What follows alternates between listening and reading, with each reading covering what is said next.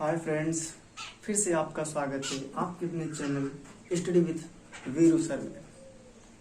आशा करता हूँ कि अभी तक मैंने जितना वीडियो डाला आप लोगों को अच्छी तरीके से उसमें समझ में आ रहा होगा। चलिए उसी क्रम में हम लोग आगे बढ़ते हैं। फिर से एक बार नेक्स्ट वाले वीडियो में हमने पढ़ा था प्रकाश का परावर्तन, लेकिन आज हम लोग पढ़ने वाले हैं प्रकाश का अपवर्तन। ठीक है ना। प्रकाश का अपवर्तन पढ़ने से पहले हम लोग कुछ चीज जान लेते हैं। जैसे वहां पर प्रकाश का परावर्तन में हमने क्या पढ़ा था। प्रकाश के परावर्तन में प्रकाश किरणें किसी चिकने या पालिशदार तल पर आती थी और अधिकांश भाग उसी माध्यम में लौट जाती थी। इसी घटना को प्रकाश का परावर्तन कहते थे। लेकिन अपवर्तन कुछ इस तरीके से नहीं। अपवर्तन का मतलब परावर्तन मतलब परावर्तित हो जाना, और अपवर्तन का मतलब होता है मुड़ना, प्रकाश किरणों का मुड़ना। तो यानी प्रकाश का अपवर्तन में देख लेते हैं हम लोग प्रकाश का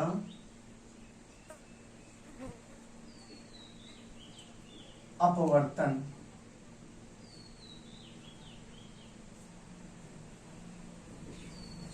देखिए कि क्या होता है कि यदि कोई प्रकाश किरण एक पारदर्शी माध्यम से दूसरे पारदर्शी माध्यम में जाती है, यदि कोई प्रकाश किरण एक पारदर्शी माध्यम से दूसरे पारदर्शी माध्यम में जाती है तो वह अपने मार्ग से विचलित हो जाती है, और अपने मार्ग से विचलित होने की इसी घटना को प्रकाश का अपवर्तन कहते हैं।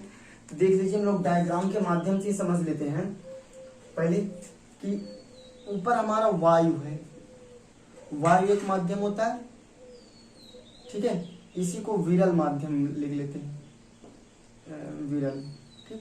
और नीचे हमारा ये मान लीजिए कोई टंकी है, इसमें नीचे जल भरा हुआ है, तो इसके ऊपर का सारा भाग हमारा क्या हो जाएगा, विरल, और नीचे जल है हमारा, तो वो भी पारदर्शी, ये भी पारदर्शी। और यहाँ से कोई प्रकाश किरण है, सूर्य यहाँ से आता है, ठीक है ना। तो यहाँ पर हमने बताया था कि अविलंब रहेगा, कोई इमेजिनेसी रेखा रहेगी, यानी काल्पनिक रेखा रहेगी, ये विलंब रहेगा, और ये ऐसे मुड़ जाएगी। यानी क्या हो रहा है कि यह अपने मार्ग से विचलित हो जा रहा है। यानी जब कोई प्रकाश किरण किसी पारदर्शी माध्यम से दूसरे पारदर्शी माध्यम में जाती है तो वह अपने मार्ग से विचलित हो जाती है, और अपने मार्ग से विचलित होने की इसी घटना को प्रकाश का अपवर्तन कहते हैं। चलिए हम लोग डेफिनेशन लिख लेते हैं। क्या है कि जब कोई प्रकाश किरण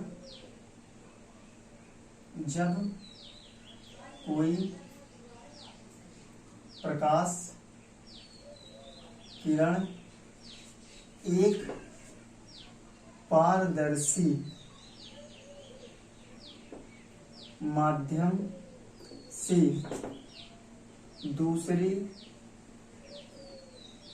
पारदर्शी माध्यम में जाती है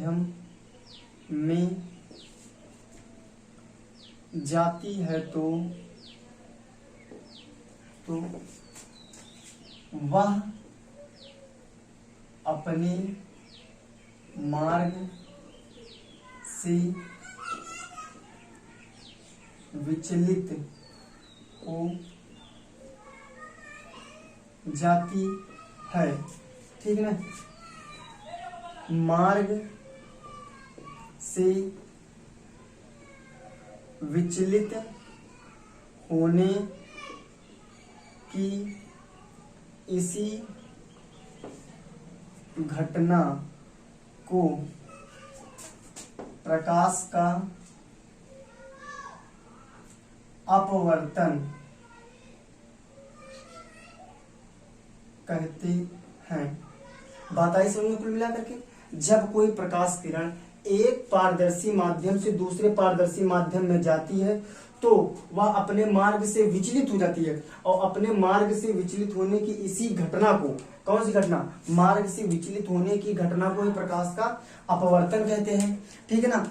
मार्ग से विचलित होने की इसी घटना को प्रकाश का अपवर्तन कहते हैं। अब इसमें एक पोर्शन और छोटा सा है, देख लीजिए।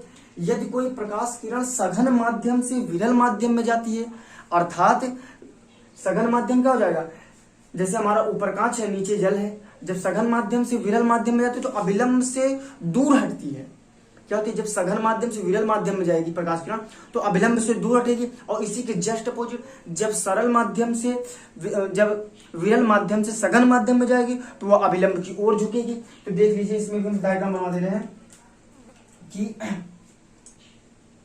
जब कोई प्रकाश किरण विरल, विरल को वायु लिख लीजिए, विरल माध्यम से सघन माध्यम, सघन माध्यम जल ले लीजिए, सघन माध्यम में जाती है तो वह अभिलंब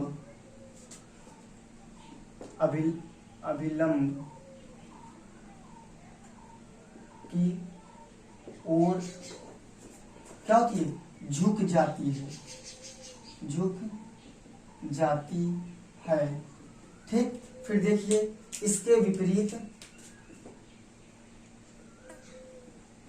इसके विपरीत क्या होगा, इसके विपरीत, इसके विपरीत अगर सघन माध्यम से, सघन माध्यम से विरल माध्यम में जाए तो अभिलंब से दूर हट जाएगी। बात आई समझ में? तो देखिए हम दोनों डायग्राम बना के देख लेते हैं। ये देखिए, ये हमारा ऊपर हो गया वायु, वायु मतलब विरल, ठीक है, और दूसरा हो गया हमारा पानी यानी जल, ये हमारा सघन माध्यम हो गया। कौन सा माध्यम हो गया, सघन। बात है इसमें? अब देखिए एक इमेजिनरी सी रेखा होती है अभिलंब सी में, ये देखिए, ठीक है। अब इसको हम लोग पहला भी माध्यम मान लो, दूसरा भी माध्यम लिख सकते हो अपने से। ये पहला माध्यम हो गया, ये हमारा दूसरा माध्यम हो गया, ठीक है ना। यहाँ पे हमारा जल है, ठीक है, ऐसे जल बना लीजिए, दर्शा लीजिए अपना। देखिए जब यहां से, जब विरल माध्यम से सघन माध्यम में आएगी तो अभिलंब की ओर झुक जाएगी, यानी इस साइड झुक जाएगी। बात है सुनना, इस साइड झुक जाएगी। ये हमारी आपतित किरण, आपतित किरण, ठीक है ना। और ये हमारी अपवर्तित किरण, अपवर्तित किरण हो जाएगी। यानी ये देखिए, ये अभिलंब की ओर झुक जा रही है। इसको आगे से सीधे चले जाइए था, लेकिन देखिए, लेकिन जब ये हमारा वायु हो गया और ये हमारा सघन हो गया, यानी विरल माध्यम से सघन माध्यम में जाएगी। हमेशा याद रखिएगा, अगर विरल माध्यम से सघन माध्यम की ओर जा रही है तो हमारा क्या हो जाएगा, अभिलंब की ओर झुक जाएगा। यानी जैसे सरल विरल का मतलब क्या होता है कि जहां पे फैला हुआ, जहां पे ज्यादा भीड़ भाड़ जगह ना हो। जैसे आप कहीं बाइक लेके जा रहे हो, जगह जगह नहीं रहेगा तो वहीं पे भागोगे, लेकिन जहां पे भीड़ आ जाएगी आप क्या हो जाओगे, स्लो हो जाओगे, धीमा हो जाओगे। तो उसी कहने का मतलब है, विरल को ऐसे समझ लीजिए, अगर विरल रहेगा तो प्रकाश से नीचे विरल रहेगा तो वो अभिलंब से दूर हटेगी, और सघन रहेगा तो अभिलंब की ओर झुक जाएगी। ऐसे दूसरा बना, जब हम ऊपर इसको पलट दे रहे हैं, इसको अपोजिट में कर दे रहे हैं, तो कर देखिए तो क्या होगा। अगर हम लोग ऊपर सघन कर दें, यानी पानी ऊपर कर दे रहे हैं, और वायु को नीचे कर दें, वायु हमारा विरल हो गया, तो क्या होगा, ऐसे प्रकाश किरण आएगी और दूर भाग जाएगी। बात ऐसे में नहीं, ये कहने का मतलब है। तो अगर ऐसे प्रकाश किरण आएगी तो और दूर भागेगी, यानी अभिलंब से दूर हटेगी। अगर विरल माध्यम से सघन माध्यम में जा रही है तो अभिलंब की ओर झुकेगी, इसको याद रखना। और सघन माध्यम से विरल माध्यम की ओर जा रही है तो दूर हटेगी। इतनी बात है समझ में ना। अब देखिए इसके दो नियम होते हैं। किसके? तो प्रकाश का अपवर्तन समय नियम बता रहे हैं। प्रकाश का अपवर्तन, जब कोई प्रकाश किरण एक पारदर्शी माध्यम से दूसरे पारदर्शी माध्यम में जाती है तो वह अपने मार्ग से विचलित हो जाती है। मार्ग से विचलित होने की इसी घटना को क्या बोलते हैं? प्रकाश का अपवर्तन। अब देखिए इसमें प्रकाश का अपवर्तन, जब कोई प्रकाश किरण सरल मतलब वायु विरल माध्यम से सघन माध्यम में जाती है। किसमें? विरल माध्यम से सघन माध्यम में जाती है तो अभिलंब से की ओर झुक जाती है। देखिए विरल माध्यम में सघन माध्यम में ऐसे प्रकाश गई अभिलंब की ओर झुक गई, और यही का अपोजिट, अगर सघन माध्यम से विरल माध्यम में जा रही है तो अभिलंब से दूर हट जाएगी।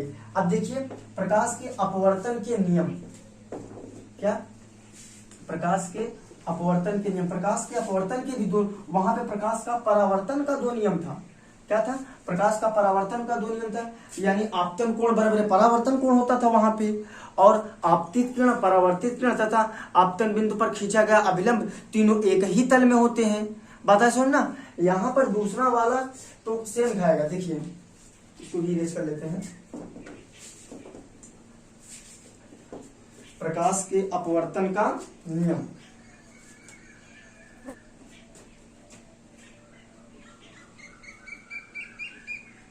प्रकाश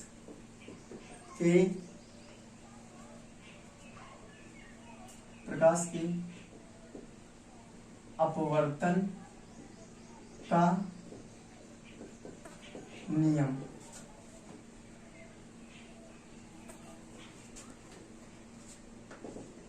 इसके दो नियम होती है। ठीक है, इसके दो नियम होते हैं।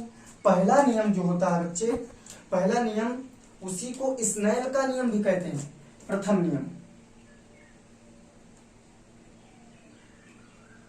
प्रथम नियम या स्नेल का नियम, ये अक्सर करके पूछा जाता है। प्रथम नियम या स्नेल का नियम। देखो स्नेल का नियम क्या होता है? किन्हीं दो माध्यमों के लिए, देखिए किन्हीं दो माध्यमों के लिए एक ही रंग के प्रकाश के लिए, किन्हीं दो माध्यमों के लिए एक ही रंग के प्रकाश के लिए आपतन कोण आई की जा, क्या आपतन कोण आई की जा तथा अपवर्तन कोण आर की जा का अनुपात सदैव एक नियतांक होता है। ठीक है ना? क्या होता है स्नेल का नियम? किन्हीं दो माध्यमों के लिए, किन्हीं दो माध्यमों के लिए एक ही रंग के प्रकाश के लिए आपतन कोण को किससे व्यक्त करते थे? आई से। आपतन कोण आई की ज्या। अब कहोगे सर जी ज्या क्या है? ज्या का मतलब होता है साइन। क्या होता है? साइन। यानी आपतन कोण आई की ज्या तथा अपवर्तन कोण, वहां पे परावर्तन कोण होता था, अपवर्तन कोण आर की ज्या। ज्या मतलब साइन, सदैव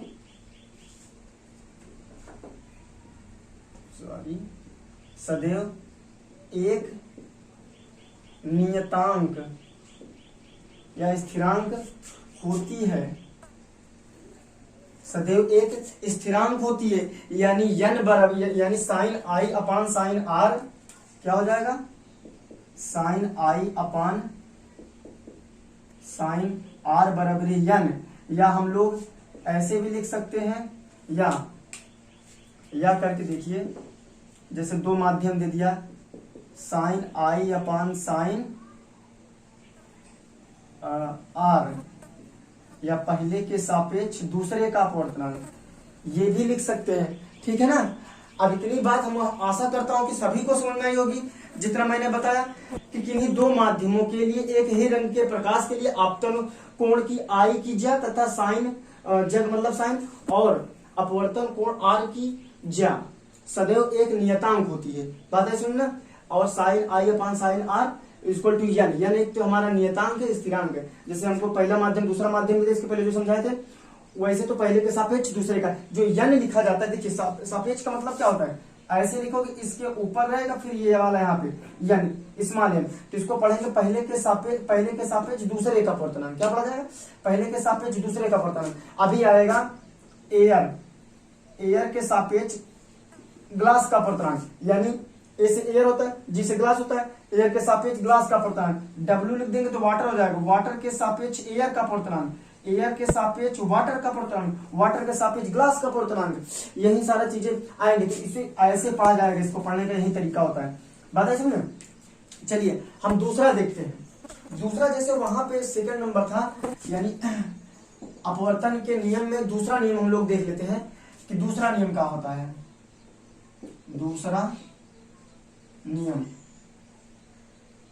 देखो, आपतित किरण अपवर्तित किरण, क्या होगा? आपतित किरण, अपवर्तित किरण तथा आपतन बिंदु तीनों एक ही तल में होते हैं। जैसे वहां पर बताया गया था कि आपतित किरण तथा अपवर्तित किरण तीनों एक ही तल में होते हैं, यही होता है। देखिए क्या, आपतित किरण आपतन बिंदु तथा आपतित किरण आपतन बिंदु तथा अपवर्तित किरण तीनों एक ही तल में होते हैं।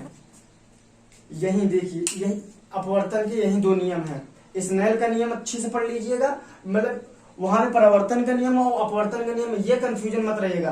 अपवर्तन के यानी मुड़ने वाले में स्नेल का नियम आता है, ठीक है ना, और ये वाला तो मान लीजिए वहां जहां परावर्तित किरण होता था वहां पर अपवर्तित कर दीजिएगा, लेकिन स्नेल नियम वाला और साइन वो क्या कहते हैं आपतन कोण बराबर परावर्तन को, उन दोनों में, इन दोनों में डिफरेंस याद रखना है। तो कर दीजिए कि परावर्तन वाला अपवर्तन में, अपवर्तन वाला परावर्तन में, सारा उल्टा हो जाए, फिर कहो सर ये नंबर क्यों नहीं मिला। बात है सुनना। तो चलिए हम लोग अगला टॉपिक पढ़ते हैं इसी में।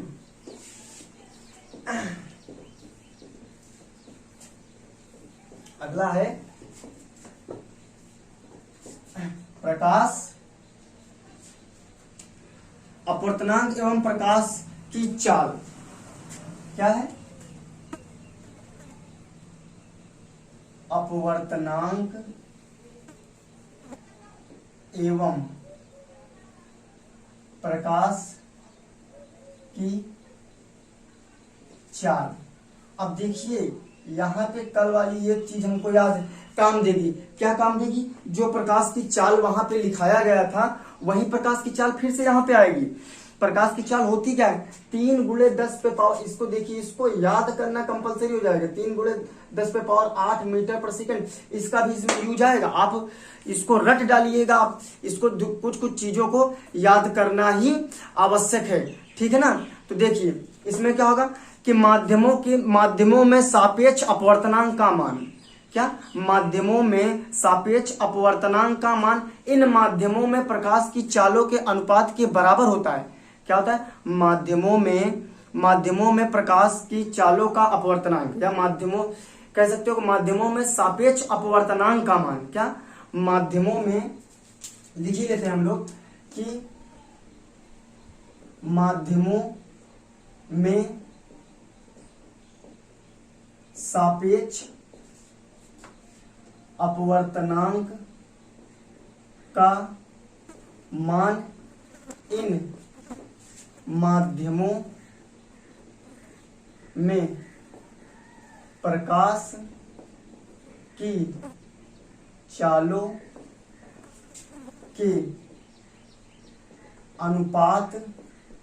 के बराबर होता है। इतनी बात है इसमें, यानी माध्यमों में सापेक्ष अपवर्तनांक का मान इस माध्यमों में प्रकाश की चालों के अनुपात के बराबर होता है, ठीक है ना। अर्थात हम लोग कह सकते हैं कि जैसे हम लोग ले लेते हैं कि वायु के सापेक्ष कांच का अपवर्तनांक। तो वायु के सापेक्ष कांच का अपवर्तनांक, तो हम लोग इसको लिखना चाहेंगे तो ये ऐसे लिख सकते हैं, यानी एयर के सापेक्ष ग्लास का अपवर्तनांक। बात है सुनना, एयर के सापेक्ष ग्लास का अपवर्तनांक। तो देखिए यहाँ पे बोला माध्यमों में सापेक्ष अपवर्तनांक का मान, माध्यमों में सापेक्ष अपवर्तनांक का मान प्रकाश की चालों के अनुपात के बराबर है। दोनों की प्रकाश की चालों का अनुपात लेना है। किसमें क्या करेंगे, वायु में प्रकाश की चाल, ठीक है ना। पहला वायु ही तो है ना, वायु में प्रकाश की चाल किसके बराबर ले रहे हैं, वायु के सापेक्ष कांच का अपवर्तनांक। हम लोग यहाँ पे लिख सकते हैं ये ग्लास के साथ एयर के सापेक्ष ग्लास का अपवर्तनांक। अब जैसे आ जाएगा ग्लास के सापेक्ष एयर का अपवर्तनांक, तो ये पलट जाएगा, ऊपर वाला ग्लास चला जाएगा, नीचे एयर आ जाएगा, ठीक है। चलिए फिर उसके बाद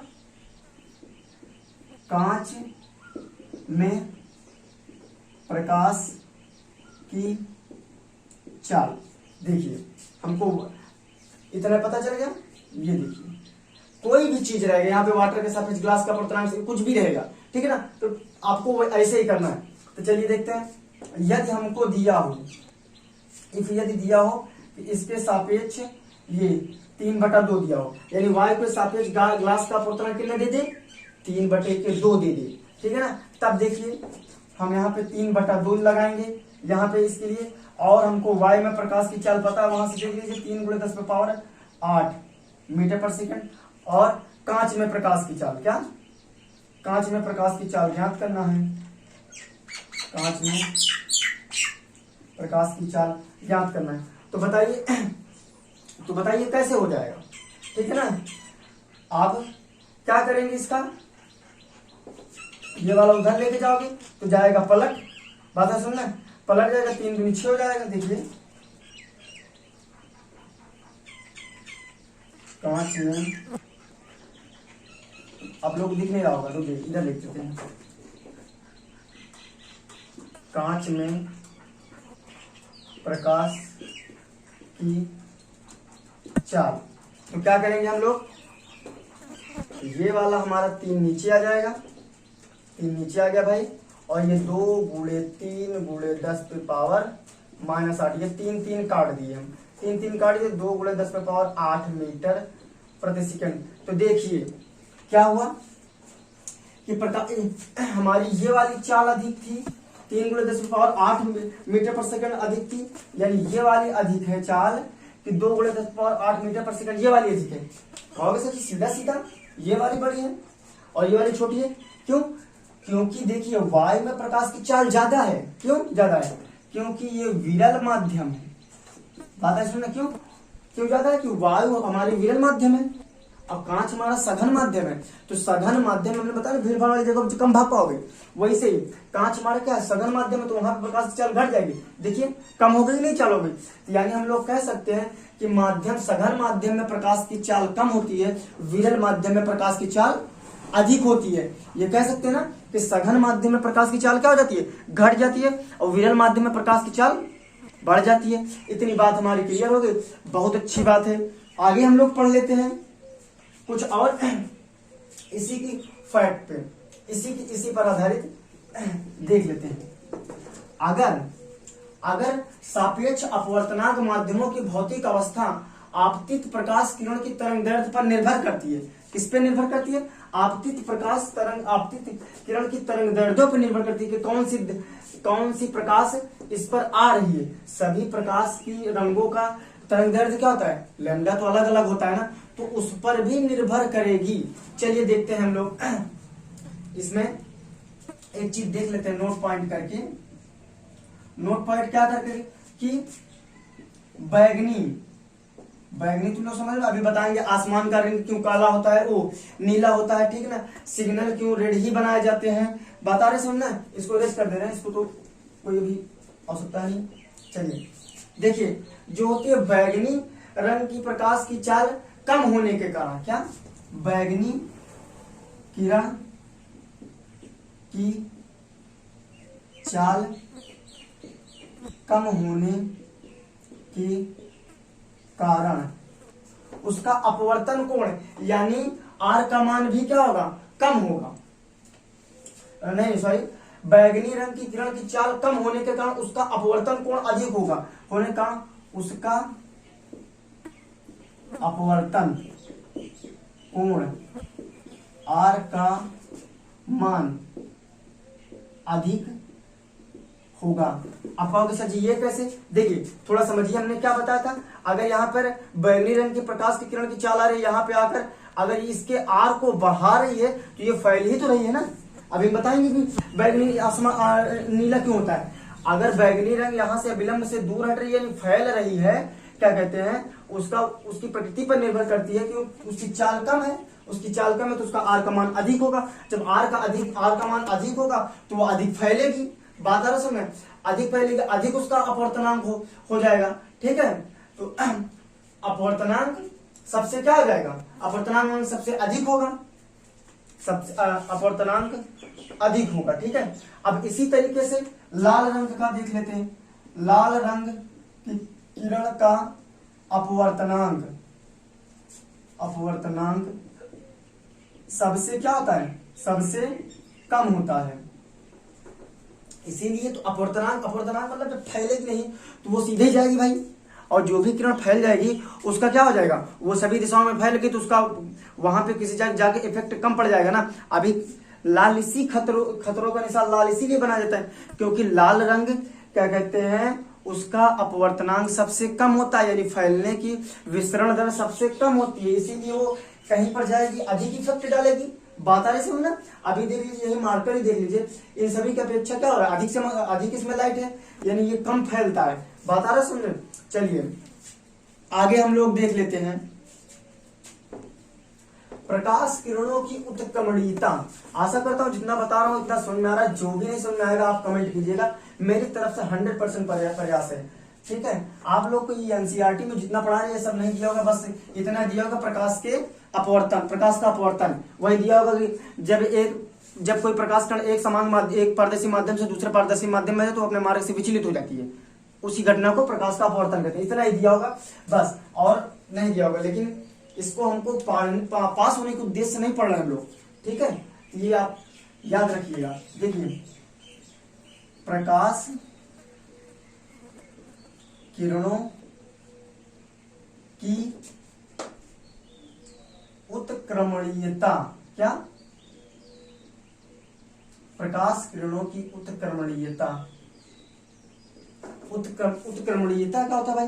कभी कभी देखो ना, उत्क्रमणी कहते हैं उल्टा है, अपोजिट है। उत्क्रमणी यही होता है ना, यानी प्रकाश किरणों की उत्क्रमणीयता कभी कभी उल्टा है, ये इसके जस्ट अपोजिट है। उसके अभी हमने बताया ना कि जो होता है अपवर्तनांक उनके क्या कहते हैं अनुपात के बराबर, उनके अनुपात के बराबर होता है, यानी उसका अनुपात उनका बता रहे हैं इसमें। देखिए पहले समझते हैं हम लोग तब फिर, ठीक है ना। यदि क्या लिख लेते हैं, यदि वायु में आपतन कोण आई, क्या, वायु में आपतन कोण आई तथा कांच में अपवर्तन कोण आर हो, तथा कांच में अपवर्तन कोण आर हो तो हिंदी में कहते हैं वायु के सापेक्ष, क्या, वायु के सापेक्ष कांच का अपवर्तनांक, वायु के सापेक्ष कांच का अपवर्तनांक। देखिए यदि वायु में आपतन कोण आई, यानी आपतन कोण आई, यानी पहला माध्यम जो हमारा विरल है और दूसरा माध्यम क्या है हमारा सघन है, वही बता रहा है ना। देखिए यदि वायु में आपतन कोण आई तथा कांच में अपवर्तन कोण आर हो तो वायु के सापेक्ष कांच का अपवर्तनांक, यानी वायु के सापेक्ष कांच का अपवर्तनांक बच्चे क्या होगा, वायु के सापेक्ष कांच का अपवर्तनांक यानी ANG। तो क्या करोगे, हमको पता है सर जी कि sine I upon sine R, ये देखिए यही तो बताया था sine I upon sine R. ठीक, इसको पहला समीकरण मान लो और इसी को जस्ट पलट दीजिए। क्या कर दीजिए, पलट लिख दीजिए। जब कांच में, जब कांच में आपतन कोण आई हो, क्या हो, जब कांच में आपतन कोण आई हो तथा वायु में अपवर्तन कोण आर हो तो, हमेशा याद रखिएगा क्या कहते हैं, कांच में अपवर्तन कोण, वो अपवर्तन कोण को आर से, वहां पे परिवर्तन कोण आर से, अपतन कोण को आई से, ये सारी चीज अवस्माल से, ठीक है ना। तो इसमें क्या करेंगे, हो तो क्या करेंगे, इसमें ग्लास के सापेक्ष एयर का अपवर्तनांक, वहीं फिर से करेंगे साइन आर अपान साइन आई हो जाएगा। बात है, इसमें पलट गया कि नहीं पलट गया। और इसको समीकरण 2 मान लेंगे, ठीक है, समीकरण 2 मान लेंगे, और समीकरण 1 और समीकरण 2 की तुलना कर दीजिए। समीकरण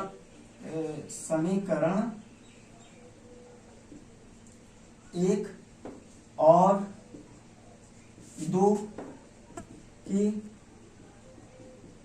तुलना करने पर, ठीक है ना, समीकरण 1 और समीकरण की 2 की तुलना करने पर करोगे तो ANG यानी वाय के सापेक्ष ग्लास का अपवर्तनांक बटे ग्लास के सापेक्ष एयर का अपवर्तनांक आएगा, यही, यानी ये व्युत्क्रमणीय हमारा हो जाता है, यही हमारी उत्क्रमणीयता होती है प्रकाश की, ठीक है ना। यही क्या होती है, प्रकाश की उत्क्रमणीयता। हम लोग यहाँ पे लिख सकते हैं नोट करके, दूसरे पेन से, दूसरे मार्कर से लिख दे रहा हूं जिससे दिखाई दे कि अर्थात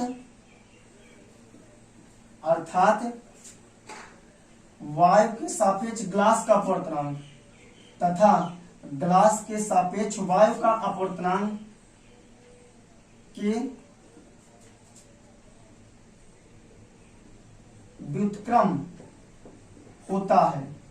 क्या होता है, व्युत्क्रम होता है। देखिए, यदि हम लोग कर सकते हैं वायु के सापेक्ष ग्लास का अपवर्तनांक 3/2 है, तो कितना है, 3/2 है, तो ग्लास के सापेक्ष एयर का अपवर्तनांक 2/3 होगा, यही है बात है। अर्थात हम लोग कह सकते हैं कि अगर वायु के सापेक्ष ग्लास का अपवर्तनांक, ग्लास के सापेक्ष वायु का अपवर्तनांक का व्युत्क्रम होता है, यदि व्युत्क्रम है तो 1/1 लग जाता है, तो क्या होता है, हमारा व्युत्क्रम होता है। अर्थात अगर हम लोग कह सकते हैं कि अगर वायु के सापेक्ष कांच का अपवर्तनांक 3/2 है, तो कांच के सापेक्ष एयर का अपवर्तनांक 2/3 होगा, यही उत्क्रमणीयता है। बात आई समझ में। आशा करता हूँ कि ये जो बता रहा हूँ आप लोगों को सभी को समझ में आ रहेगा, और इसको ध्यान पूर्वक पढ़िएगा, कोई बताएगा नहीं अब आप लोग को, ठीक है ना। तो चलिए आगे बढ़ते हैं, हम लोग एक स्टेप और आगे बढ़ते हैं। इतना तो समझ में आया होगा ना, चलिए आगे बढ़ते हैं।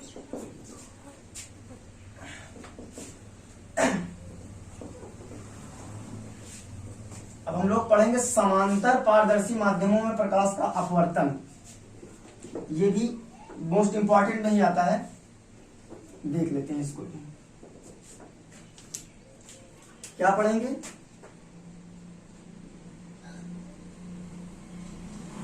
समांतर पारदर्शी माध्यमों में प्रकाश का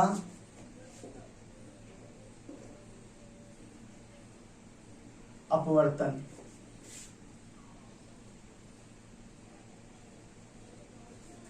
देखिए, जिसको वीडियो में क्लियर ना दिखाई दे रहा होगा तो YouTube पे जाइए, ऊपर 3 डॉट दिया रहता है, वहां से अपनी अपनी क्वालिटी को 480 कर लिया कीजिए, 480 पे कर दीजिए करिए, तो आपको एकदम क्लियर और वीडियो दिखाई देगा, ठीक है। चलिए, क्या दिया, समांतर पारदर्शी माध्यमों में प्रकाश का अपवर्तन। देखिए, हम लोग समांतर ये ले लेते हैं, ये ले लेते हैं, ये ले लेते हैं। हम लोग यहाँ पे पहला माध्यम वायु ले लेते हैं। क्या, पहला माध्यम वायु लिखता जी सॉरी, वायु। और दूसरा माध्यम हम लोग जल ले लेते हैं, ठीक है ना। दूसरा माध्यम क्या ले लिए, जल। और तीसरा माध्यम हम लोग ले लेते हैं कांच। क्या ले लेते हैं, कांच, ठीक है, कांच ले लेते हैं, ठीक है। चलिए, अब हम लोग देखते हैं कि क्या और कैसे किया जा सकता है। अब यहां से प्रकाश चलेगी, सघन माध्यम से अभिलंब की ओर झुकेगी, ठीक है। फिर अभिलंब की जो ओर झुकेगी, तो हम लोग ऐसा ना करके इसको क्रम को थोड़ा सा बदल लेते हैं, ठीक है। ये भी क्रम ठीक था, ऐसा नहीं कि ये गड़बड़ था, क्रम ये भी ठीक था। हम लोग थोड़ा अभिलंब से दूर हटने वाला चीज ले लेते हैं। यहां पे ले लेते हैं कांच, क्या ले लेते हैं, कांच, पहला माध्यम। दूसरा माध्यम हम लोग ले लेते हैं जल, ठीक है। और तीसरा माध्यम हम लोग ले लेते हैं वायु। इतनी बात आई सुन रहे। चलिए अब देखिए कि कोई प्रकाश किरण कांच से वायु में आती है। किसमें आती है, कांच से वायु में आती है। तो हम लोग अभिलंब अभिलंब बनाते चलते हैं। कहां से, तो ये हमारा आपतन कोण हो जाएगा। आपतन कोण को I1 कर दीजिए। क्या कर दीजिए, I, क्योंकि ढेर सारे माध्यम है ना, तो I1 कर दीजिए। फिर यहां से निकला तो अभिलंब से दूर हटा। जब अभिलंब से दूर हटा तो यहां पर आया, तो दूसरे माध्यम में जल में आया, तो यहां पर। और ये हमारा R2 अपवर्तन कोण, इसमें अपवर्तन कोण इसमें क्या हो जाएगा, अपवर्तन कोण इस वाले में R2। तो इस वाले में जो अपवर्तन कोण है, इस वाले से इस वाले माध्यम में वह आपतन कोण होगा, यानी ये R1 हो जाएगा, ठीक है। अब यहां से चली, यानी जल से कांच में चली थी, यहां से दूर हटी, तो ये अभिलंब से आई, ये हमारा R2 हो जाएगा। क्या हो जाएगा, R2। अब ये जो R2 होगा, ये इसका आपतन कोण होगा, यानी R2। फिर देखिए उसी माध्यम में आ गई ना, फिर से कांच में आ गई, तीसरे वाले कांच में आ गई ना, तो ये I1 हो जाएगा। बात आई सुन में। देखिए कांच है, ये जल है, ये वायु है। आप क्या करोगे, कांच से जब जल में भेजोगे इसको, तो ये अभिलंब से दूर हटेगी, अभिलंब से दूर हटेगी, तो ये हमारा आपतन कोण, ये हमारा अपवर्तन कोण, ये हमारी आपतित किरण, ये हमारी अपवर्तित किरण, ठीक है ना। तो आपतन कोण को I1 कर दे रहे हैं, तो इसका अपवर्तन कोण क्या जाएगा, R1, ठीक है ना। तो जो अभी तो माध्यम है जल ही है ना, जब जल ही माध्यम है, तो जल ही माध्यम के लिए इसका आपतन कोण R1 हो जाएगा। तो जल से जब वायु में पहुंचेगा, इसका R2 हो जाएगा। तो ये अभी ये वायु ही है, तो वायु से जब फिर से कांच में जाएगी, क्योंकि इस वाले माध्यम में जब कांच में जाएगी, तो इसके लिए आपतन कोण क्या हो जाएगा, R2 हो जाएगा। और फिर जब कांच में गई थी, ये वाला आ जाएगा, ठीक है ना। जब ये आ जाएगा, तो ये फिर से I1 आ जाएगा, ठीक है। अब हम लोग एक एक करके निपटारा करते हैं। देखिए एक एक करके निपटारा करते हैं। ये हमारा कांच है, ये हमारा जल है, तो हम लोग करेंगे क्या, कांच, ग्लास के सापेक्ष वाटर का अपवर्तनांक, या ऐसे भी कर सकते हैं, पहले के सापेक्ष दूसरे का अपवर्तनांक। पहले के सापेक्ष दूसरे का अपवर्तनांक क्या हो जाएगा, पहले के सापेक्ष दूसरे का अपवर्तनांक बच्चे बताओ, साइन I1 ये बटे साइन R2 बटे साइन I1 I1 हो जाएगा, ठीक है। वो R1 हाँ ठीक है। फिर उसके बाद क्या करेंगे, अब ये वाला माध्यम है, यानी जल के सापेक्ष हो, यानी वाटर के सापेक्ष एयर का अपवर्तनांक, यानी वाटर के सापेक्ष एयर का अपवर्तनांक, यानी दूसरे के सापेक्ष तीसरे का अपवर्तनांक। दूसरा तो क्या हो जाएगा, साइन R1, क्यों, क्योंकि इसका आपतन कोण R1 है ना, साइन R1 अपान बटे साइन R2, इसको दूसरा समीकरण कर देंगे। फिर देखिए अब ये वाला और ये वाला, मतलब ये कांच बचा ना, ये वाला इसके नीचे फिर से कांच आ गया, यहाँ पे हम लोग कांच लिख सकते हैं, कांच लिख सकते हो, ठीक है ना। तो अब हम लोग क्या करेंगे, फिर से यानी वायु के सापेक्ष एयर के सापेक्ष इसका ग्लास का अपवर्तनांक, यानी हम लोग कह सकते हैं तीसरे के सापेक्ष पहले का अपवर्तनांक, तीसरे के सापेक्ष पहले का अपवर्तनांक, यानी साइन। अब इसका देखिएगा ध्यान से, इसका साइन R2 क्या हो जाएगा, साइन R2 बटे साइन I1। ये बात नहीं आप लोग समझ आएगी, क्यों, क्योंकि ये तो दोनों समान ही है ना। चलिए अब देखिए इसको तीसरा समीकरण मान लेते हैं। समीकरण 1 2 3 को क्या कर देते हैं, गुणा कर देते हैं। लिख लीजिए कि समीकरण 1 2 3 को गुणा करने पर समीकरण 1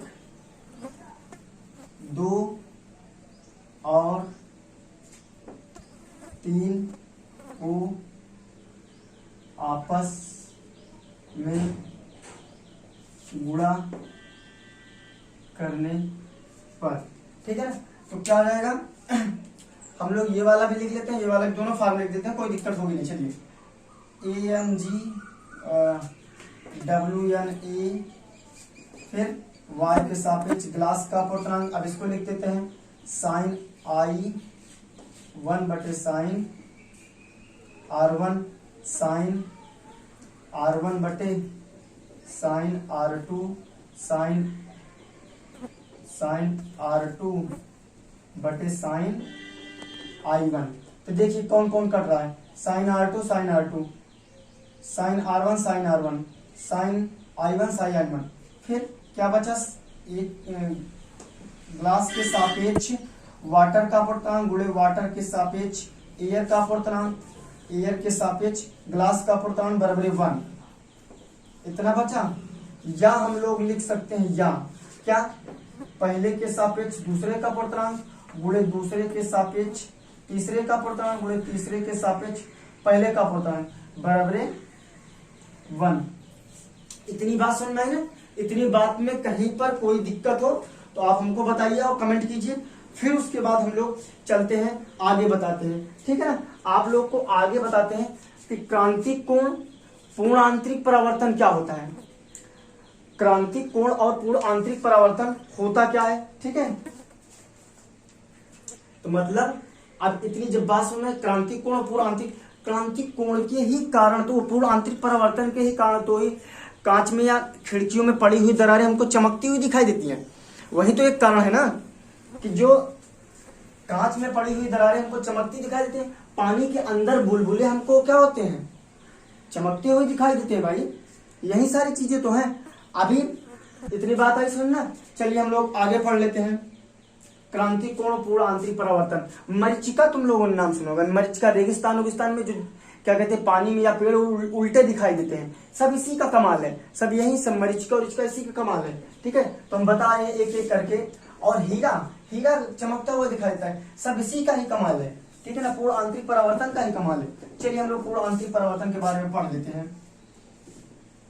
और सघन और विरल माध्यम में थोड़ा सा और अच्छे से देख लीजिएगा, ठीक है। बाकी हम तो यही हैं, बताएंगे।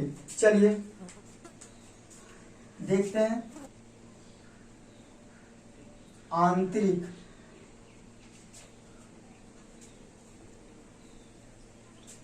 क्रांतिक कोण, पहले देख लेते हैं क्रांतिक कोण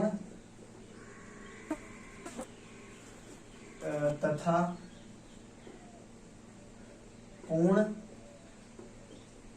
आंतरिक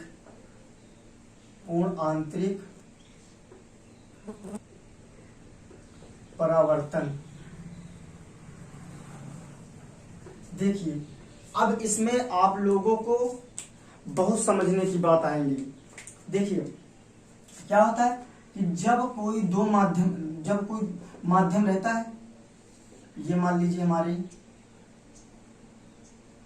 ये दोनों स्थितियां कौन सी, क्रांतिक कोण और पूर्ण आंतरिक परावर्तन, दोनों स्थितियां हैं सघन माध्यम से विरल माध्यम में कोई प्रकाश जाती है तब वही बनती है। ये याद रखिएगा कि जब कोई प्रकाश किरण सघन माध्यम से विरल माध्यम में जाएगी तभी ही बनेगी। क्यों? क्योंकि तभी वो उससे हटेगी, अविलंब से दूर हटेगी। तो यहाँ पे हम लोग ले लेते हैं कांच या जल ले लीजिए, जल ले लिए, यानी ये हमारा सघन हो गया। क्या हो गया? सघन माध्यम, ठीक है ना। और यहां पर जल ले लीजिए, क्या ले लीजिए? जल। ये विरल माध्यम हो गया उसके अपेक्षा, ठीक है। अब देखिए जब कोई प्रकाश किरण सघन माध्यम से विरल माध्यम में आएगी, ध्यान दीजिएगा, जब कोई प्रकाश किरण सघन माध्यम से विरल माध्यम में आएगी तो वो क्या होगी? अभिलंब से दूर हटेगी। क्या होगी? अभिलंब से दूर हटेगी। बताइए समझ में ना, अभिलंब से दूर हटेगी, ठीक है ना। तो और हमने वहां पे कोण पढ़ा था कि आपतन कोण बराबरी परावर्तन कोण, ये पढ़ा था कि नहीं पढ़ा था? यानी जितना ये वाला कोण रहेगा उतना ये वाला भी कोण रहेगा। इसका मतलब अगर हम इस कोण को मान बढ़ाते जाए तो इस कोण का मान क्या होगा? बढ़ता हुआ चला जाएगा। यानी क्यों? क्योंकि ये तो जब सघन माध्यम से सघन माध्यम से विरल माध्यम में जा रही है तो वैसे ऑलरेडी इससे हट रही है दूर, इससे थोड़ी बहुत ज्यादा हो जाएगी। और लेकिन इसको अगर और इसको बढ़ाओगे तो ये और ज्यादा भागेगी। तो देखिए क्या होगा कि जब कोई प्रकाश किरण सघन माध्यम से विरल माध्यम में जाती है वो तो अभिलंब से दूर हट जाती है। क्या होती है? अभिलंब से दूर हट जाती है। अभिलंब से दूर हटते रहने पर अगर यदि आपतन कोण का मान बढ़ाते जाएं, किसका? इसका मान बढ़ाते जाओगे तो ये वाला मान बढ़ता चला जाएगा, यानी ये वाली उधर ही तो जाएगी, अभिलंब से दूर ही तो जाएगी। यानी आपतन कोण का मान बढ़ाते जाएं तो अपवर्तन कोण का मान भी क्या होगा? बढ़ता हुआ चला जाएगा। आपतन कोण का मान बढ़ाओगे तो अपवर्तन कोण का मान बढ़ता हुआ चला जाएगा। और एक विशेष स्थिति में क्या? एक विशेष स्थिति में जब अपवर्तन कोण का मान आपतन कोण के सापेक्ष 90 डिग्री होगा, यानी यहां पे ये देखिए ये वाली स्थिति,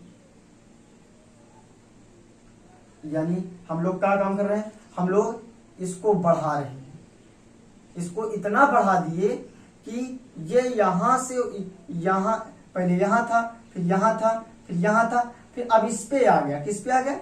इस वाले पे, यानी ये तीनों नहीं रह गए, यानी एंगल ये वाला एंगल बन गया, यानी आर इतना बड़ा हो गया। तो आर इतना बड़ा हो गया ना, यही हमारा क्रांतिक कोण है। क्या है? क्रांतिक कोण है। ठीक है, क्या है? क्रांतिक कोण। अब देखिए ये हमारा, मान लीजिए अभी क्या बता रहे, जब कोई किसी प्रकाश किरण को सघन माध्यम से विरल माध्यम में भेजा जाता है, सरल माध्यम से विरल माध्यम में भेजा जाता है तो अभिलंब से दूर हटती है। अभिलंब से दूर हटने पर यदि आपतन कोण का मान बढ़ाते जाएं तो अपवर्तन कोण का मान भी क्या होगा? बढ़ता हुआ चला जाएगा, इसी साइड बढ़ता हुआ चला जाएगा। और एक विशेष स्थिति में जब r का मान I के सापेक्ष 90 डिग्री, यानी अभिलंब के सापेक्ष कितने, ये हमारा अभिलंब है। क्या है हमारा? अभिलंब। ये हमारा अभिलंब है, ये हमारी आपतित किरण, ये हमारी अपवर्तित किरण हो जाएगी। क्या हो जाएगी? अपवर्तित किरण। ठीक है ना? तो क्या होगा कि इसके सापेक्ष, अभिलंब के सापेक्ष 90 डिग्री का कोण बनाएंगे, तो इसी स्थिति को क्या बोलेंगे? क्रांतिक कोण की स्थिति। यही हमारी क्रांतिक कोण की स्थिति हो जाएगी। ठीक है ना? इतनी बात है समझ में?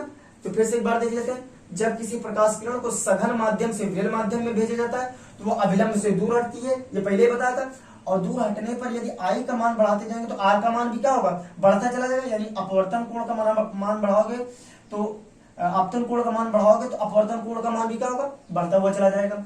और आपतन कोण का मान बढ़ाते रहने पर एक विशेष स्थिति में, एक स्थिति ऐसी आती है कि जब R का मान 90 डिग्री बन जाता है, किसके सापेक्ष? अभिलंब के सापेक्ष। अभिलंब के सापेक्ष 90 डिग्री बन जाता है तो वह हमारी क्रांतिक कोण की स्थिति हो जाती है। क्या किसकी स्थिति है? ये स्थिति क्रांतिक कोण की है।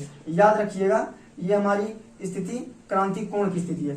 ठीक है, अब देख लेते हैं पूर्ण आंतरिक परावर्तन का होता है। इसी में ध्यान दीजिएगा, मैंने क्या बोला है कि जब सघन माध्यम से विरल माध्यम में जाएगी तभी ऐसी स्थिति आएगी भाई, तभी तो अभिलंब से दूर हटेगी। अब देख लेते हैं तीसरी स्थिति। तीसरी स्थिति में क्या? पूर्ण आंतरिक परावर्तन की स्थिति। हमने क्या बताया है कि जब किसी को सघन माध्यम से, ये हमारा सघन माध्यम है, क्या सघन यानी जल है, ठीक है, और ये हमारा वायु है, विरल है, क्या है? वायु यानी विरल माध्यम है। ठीक है ना? जब किसी किरण को सघन माध्यम से विरल माध्यम में ले जाते हैं तो वह अभिलंब से दूर हटती है। क्या होती है? अभिलंब से दूर हटती है। और इसका मान बढ़ाते रहने पर एक स्थिति ऐसी आती है कि अपवर्तन कोण इसके यानी सरफेस के साथ हो जाता है, उसी को क्रांतिक कोण कहते हैं। यदि अपवर्तन कोण का मान, इसका अपवर्तन कोण का मान, अपवर्तन का कोण का मान और बढ़ा दी, जब और बढ़ा दोगे तो ऊपर ही तो जाएगा भाई, ऊपर चला गया। कहां चला गया? ऊपर चला गया। तो इसी स्थिति को क्या बोलेंगे? इसी स्थिति को पूर्ण आंतरिक परावर्तन की स्थिति बोलेंगे। क्या बोलेंगे? पूर्ण आंतरिक, यानी पूरा पूरा परावर्तन हुआ। समझो ना, किसका होगा? पूरा पूरा परावर्तन हो गया। बात है सुनना, यानी दूसरी वो वाली किरण एक माध्यम में आई ही नहीं, यानी हम लोग इसका मान, आपतन कोण का मान इतना बढ़ा दिए कि ये दूसरे वाले यानी विरल में गई ही नहीं, यानी वायु वाले माध्यम में गई ही नहीं, उसी माध्यम में वापस लौट गई। यानी उसी माध्यम में वापस लौट गई तो क्या हो गया? हमारा पूर्ण आंतरिक परावर्तन हो गया। यानी हम लोग कह सकते हैं जब किसी प्रकाश किरण को सघन माध्यम से विरल माध्यम में भेजते हैं तो क्या होता है? इसका ये अभिलंब से दूर हट जाती है। यदि आपतन कोण का मान बढ़ाते रहेंगे तो अपवर्तन कोण का मान भी लगातार बढ़ता रहेगा। आपतन कोण का मान बढ़ाते रहने पर एक विशेष स्थिति में अपवर्तन कोण का मान 90 डिग्री हो जाता है अभिलंब के सापेक्ष। कितने डिग्री हो जाता है? अभिलंब के सापेक्ष 90 डिग्री हो जाता है। तो उसी स्थिति को क्या कहते हैं? क्रांतिक कोण की स्थिति। और क्रांतिक कोण की स्थिति कहते हैं, ठीक है। और यदि अपवर्तन कोण का मान और बढ़ाते हुए चला जाए, अर्थात क्रांतिक कोण से भी अधिक कर दें, किससे कर दे, क्रांतिक कोण से भी अधिक कर दे, तो वह प्रकाश किरण दूसरे माध्यम में न जाकर उसी माध्यम में वापस लौट गई। देखिए ऐसे आई, फिर जल में ही वापस लौट गई, तो वही हमारी क्या कहलाती है, पूर्ण आंतरिक परावर्तन। ये ही हमारी है पूर्ण आंतरिक परावर्तन। तो यही हमारी क्या है, पूर्ण आंतरिक परावर्तन है।